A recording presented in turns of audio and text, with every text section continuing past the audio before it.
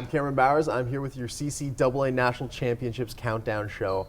I'm here with my awesome panel. We've got Kevin Ferreira, who's going to be hosting this entire Nationals you guys are going to be seeing. And then I've got Liam Dunlop and Masud Nazar, who are going to be your commentators. So you're going to be hearing a lot of these guys for the next while to come. We're here to show you guys what's going to be happening over these next 3 days and give you guys an awesome show and awesome recaps of these amazing games. So let's start. First off, we got our first bracket, which is the #1 team, the Holland Hurricanes, versus the #8. We got the Medicine Hat Rattlers. This is the #1 versus the #8 teams, guys. Is this one-sided game, or what are we looking at? I feel like the Holland Hurricanes are going to pull off the win in this one just because of the fact of what you just said, #1 seed versus #8 seed. I mean, it is the top 8 teams of all of Canada. Can't take anything away from Medicine Hat. But Holland Hurricanes are the favorites. They're #1 seed, so I think they're going to take this one. Yeah, Holland undefeated throughout the whole season. They won their whole division championship. They might not lose a single game in this whole division, but Medicine Hat does have a chance. Medicine Hat is the 8th seed. They came in as a wild card, but they have game. Yeah, 100%. And I feel like, especially with Holland, they're the most experienced team. They've also won, they lost 2 years ago, but I mean, that experience, they're fueled for that fire. I mean, they want to win this game. But I mean, both teams have never played each other, and they're both West team. One team's from the West, the other team's from the Maritimes. So they're coming in, meeting at Mohawk on Mohawk's home court. So, I mean, Medicine Hat could come with the upset, but at the end of the day, I do see Holland coming up with the W. We got some serious veterans, though, in both these teams, right? So we got a lot of experience. Holland Hurricanes were the favorites 2 years ago. So they probably still have quite a few of those players on their team, and I like I said, Holland Hurricanes. I think they're going to take this first game. But if Medicine Hat gets out going, run and gun, shoots the 3 well, they get like a 10-15 point lead in the first half. You never know what can happen. It's always fun to see an 8-1 upset. Yeah, and I mean, it's like you said. I mean, if they can score early and often, it's gonna put Holland in such a hole that they may not be able to come out of it. So. It's possible. We'll see what happens. So no matter what, we're going to have at least a really interesting game then with anything can happen here. Perfect. Let's move on, though. So our second bracket has the VIU Mariners versus Lethbridge Kodiaks. Like, I hear something really happened. The VIU coach just won Coach of the Year, right? Coach of the Year, yeah. Yeah, it's awesome. It's a huge honor, yeah. Yeah, that's awesome. Congratulations to him, of course. And what do you think is going to happen here, though, guys? I think VIU is going to take this one. Not just because of that fact, but also because of the fact that their team is just stacked. They won gold 2 years ago, upset Holland Hurricanes in the final, and they still have a lot of those players. They have 3 or 4 returning guys from that team, and they have a lot of good depth. So I really see VIU taking that one. Yeah, VIU, they're the best team, one of the best teams in the Can West. They led in points per game and opposition points per game. So. Not only do they have great offense, they have great defense as well. So if they can play that defense against Lethbridge, it's going to be game over. Yeah, 100%. I agree. So, I feel like they're going to win this game, and they score points in bunches, and they're super active, especially with the rebounds. They have strong, tough defenders that can actually get the rebound, steal the ball, get out in transition, and actually win the game for them. And you also have to look at VIU, though. They kind of have their own Matt Fennell on that team. #8, Justin King, who got Player of the Year in the West in Alberta. He's the best player, in my opinion, by far on this team. And if you compare him to Matt Fennell, I mean, look at Matt Fennell. What a great addition he was for Mohawk, and he's just going to be another big plus for VIU this year. So I really feel like you should look out for that guy, especially in this game, and he's going to be a big plus for them. But if Lethbridge wants to win, they have 3 guys that are averaging over 14 points per game. So if those guys can just keep piling on the points, that's 60 points almost. And that's already and then they have 2 other guys that are starting.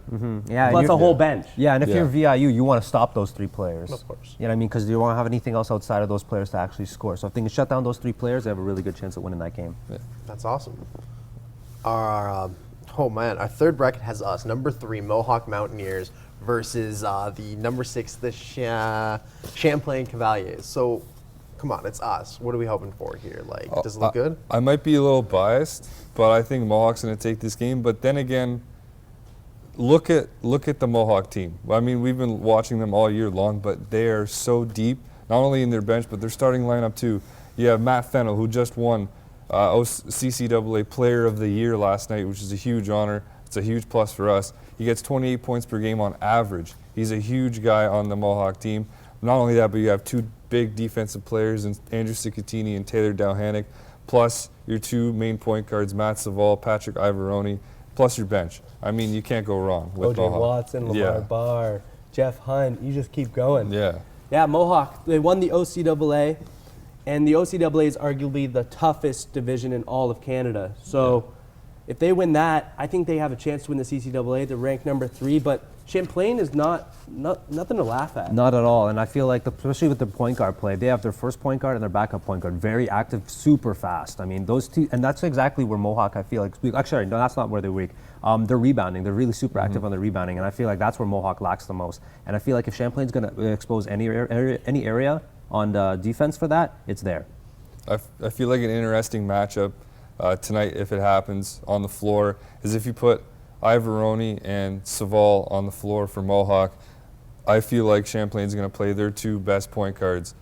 And number 7, Kashim Thomas, number 13, Jeremiah. I mean, those 2 really compare well with each other. They work well with each other from both teams.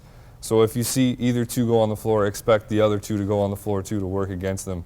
And that's going to be an awesome matchup if we see that tonight. Yeah, another matchup I want to look at is Nicholas Harvey.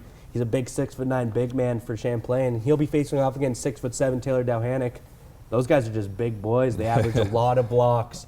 They average a lot of rebounds and good amount of points as well. So that's going to be a key matchup as well. Okay, so both teams have pretty even player sendouts then. Yeah. Mohawk has more. I feel like, Okay, yeah. yeah. But Champlain They have a lot has- more dangerous weapons Yeah.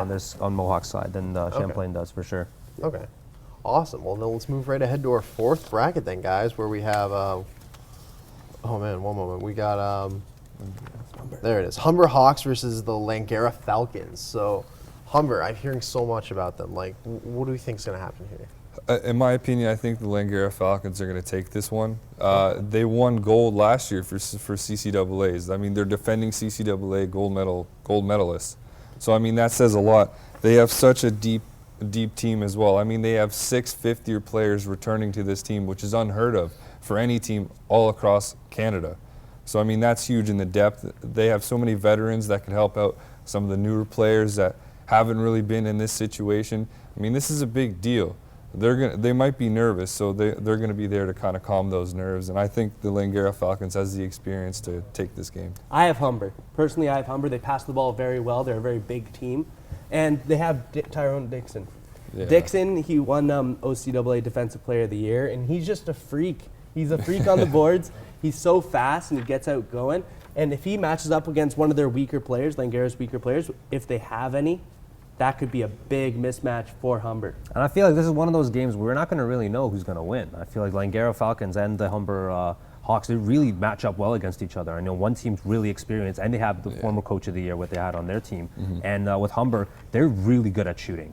That team as well, they can actually get their field goal percentage is sky high, and they pass the ball really, really well. So it's really tough to find out. But I mean, at the end of the day, I feel like I think Langara is going to take it personally. Okay, well, that's awesome, guys. Like, thank you so much for your recap. That's all we have today, but thanks for tuning in. Make sure you check out the games later on our mLink channel, where you'll see Masud and Liam both commentating again. And we'll be right back with you guys tomorrow with your CCAA National Championships Countdown Show.